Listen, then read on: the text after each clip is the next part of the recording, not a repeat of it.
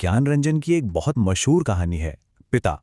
और आज हम इसी कहानी की दुनिया में थोड़ा गहरे उतरने वाले हैं। देखिए, ये सिर्फ एक कहानी नहीं है, ये तो एक परिवार के अंदर की उन खामोश दरारों की पड़ताल है। वो दरारें जो दिखती नहीं, बस महसूस होती हैं। सोचिए, कहानी का पूरा सार शायद बस इसी एक लाइन में सिमट जाता है। एक पिता, एक बेटा रहते तो एक ही घर में है, लेकिन उनके बीच मीलों की भावनात्मक दूरी है। ये कहानी है उस चुप्पी की जो किसी भी बातचीत से कहीं ज्यादा शोर करती है। कहानी की शुरुआत ही देखिए कितनी दमदार है, इसी सीन से। और ये एक ही झटके में हमें उस घर के घुटन भरे माहौल का एहसास करा देता है। कोई गर्मजोशी नहीं, कोई बातचीत नहीं, बस एक बेजान सी औपचारिकता। सच कहूं तो इसी एक लाइन में उस घर का पूरा सच छिपा हुआ है। तो चलिए इस कहानी के पहले पड़ाव पर आते हैं, एक मौन द्वंद्व। ये दरअसल एक खामोश जंग है, दो पीढ़ियों के नजरिए की, दो बिल्कुल अलग अलग दुनियाओं की। एक ऐसी लड़ाई जो एक ही घर में बिना आवाज किए लड़ी जा रही है। और कहानी का सारा तनाव इन्हीं दो दुनियाओं के टकराने से पैदा होता है। एक तरफ है पिता, परंपरा, अनुशासन, पुराने उसूलों का प्रतीक, तो दूसरी तरफ है बेटा, जो आधुनिकता, आजादी और नई सोच को गले लगाना चाहता है। और ये दोनों ताकतें एक ही छत के नीचे लगातार टकरा रही हैं। तो चलिए जरा पिता के किरदार को और करीब से देखते हैं, लेकिन बेटे की निराश नजरों से। ये एक ऐसी दुनिया है जो नियमों और सिद्धांतों पर चलती है। यहाँ भावनाओं या सहूलियत के लिए कोई जगह नहीं है। अब पिता की जिद का एक छोटा सा उदाहरण देखिए। बेटा घर में नया शावर लगवाता है, लेकिन पिता, वो आज भी आंगन में बाल्टी से ही नहाते हैं। अब ये सिर्फ उनकी आदत नहीं है, नहीं, ये तो हर नए बदलाव के खिलाफ उनका एक खामोश सा प्रतिरोध है, एक तरह की बगावत। तो सवाल ये उठता है कि पिता आखिर ऐसा बर्ताव करते क्यों हैं? देखिए, उनकी इस बाहरी कठोरता के पीछे कई वजह हैं। ये सिर्फ घर चलाने की जिम्मेदारी का बोझ नहीं है, बल्कि उस पीढ़ी के पुरुषों से की जाने वाली सामाजिक उम्मीदें भी हैं। वो उम्मीदें कि वे अपनी भावनाओं को दबाकर रखेंगे और सिर्फ एक प्रोवाइडर, एक प्रदाता बनकर रहेंगे। पिता के किरदार का एक और बहुत अहम पहलू है उनका सत्तावान नियंत्रक होना। इसका मतलब क्या है? मतलब ये कि घर में उनका फैसला ही आखिरी होगा। वो प्यार कम और आदेश ज्यादा देते हैं। क्यों? क्योंकि शायद यही उनका नियंत्रण, अपना कंट्रोल बनाए रखने का तरीका है।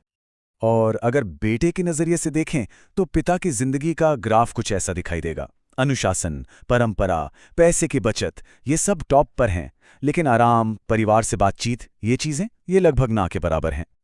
अच्छा, पिता की दुनिया तो हमने देख ली। अब कहानी का रुख मोड़ते हैं बेटे के अंदर चल रही उथल-पुथल की तरफ।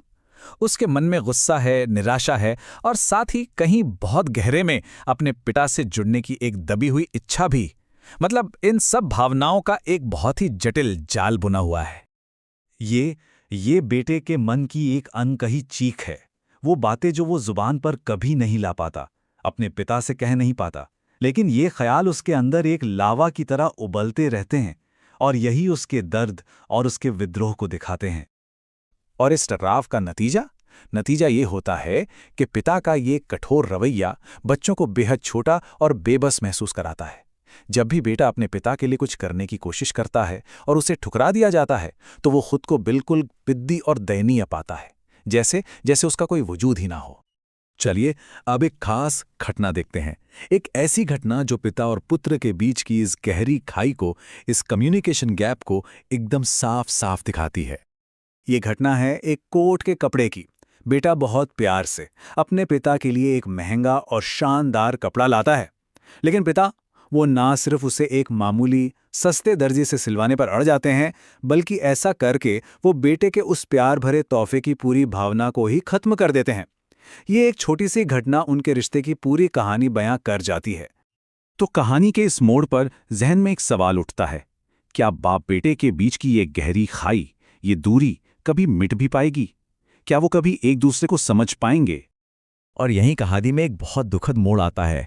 एक ऐसी घटना जो बेटे के नजरिए को हमेशा हमेशा के लिए बदल कर रख देती है और उसे अपने पिता को एक बिल्कुल नई रोशनी में देखने पर मजबूर कर देती है।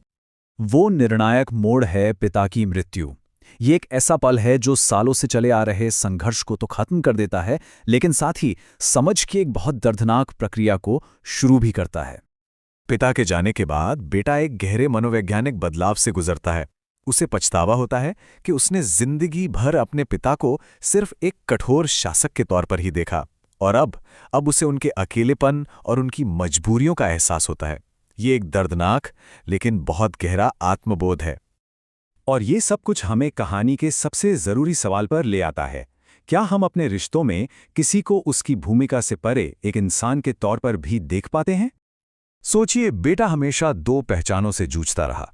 एक तरफ थी पिता की भूमिका, कठोर, अनुशासित, कंट्रोल करने वाली, और दूसरी तरफ था एक मनुष्य, अकेला, अपनी भावनाओं में फंसा हुआ, जिसे बेटा उनकी मौत के बाद ही पहचान सका। 35 साल, ये एक चौंकाने वाला तथ्य है। बेटे ने अपने पिता को 35 सालों तक सिर्फ 2 किताबें पढ़ते देखा, रामायण और गीता। ये एक ऐसा नियम था जिसे वो कभी समझ ही नहीं पाया, एक ऐसा नियम जिसके पीछे वो इंसान छिपा था जिसे वो कभी जान ही नहीं सका।